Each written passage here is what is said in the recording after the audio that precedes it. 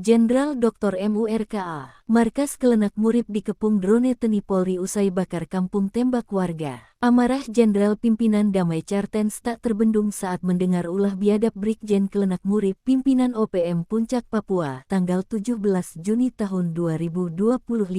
Kelenak Murib mengerahkan 23 anak buahnya memasuki kampung Lambera Papua Puncak, membakar rumah penduduk, menembak 6 warga sipil dan mengeksekusi Menanggeng Wijangge, anak buahnya, hingga tewas. Ulah Kelenak Murib ini gara-gara cemburu dan geram karena istri ketiganya selingkuh dengan Menanggeng. Usai beraksi membakar kampung menembak 6 warga sipil, Kelenak Murib dan anak buah lari. Namun jejaknya diketahui aparat TNI Polri melalui drone. Kini berdasarkan informasi, markas Kelenak Murib sudah dikepung dan dipantau drone. Brigjen Polisi Dr. Faizal Ramdhani, Kepala Operasi Damai Cartens, memastikan pasukannya bersama TNI Polri mengejar Kelenak Murib hingga ke kawasan markas rahasia. Menurut dia, aksi Kelenak Murib dan pasukan terjadi pada Selasa tanggal 17 Juni tahun 2025. Korban yang tewas yakni Minanggeng Wijangge, anggota OPM yang menyelingkuhi istri muda Kelenak Murib, lalu warga sipil Patiago Tabuni dan Oriup Murib. Sementara 4 warga sipil terluka yakni Amos Tabuni, Anis Tabuni, Amote Tabuni, dan Perdus Tabuni. Ini adalah tindakan biadab yang menyasar warga sipil tak berdosa. Kami tidak akan tinggal diam,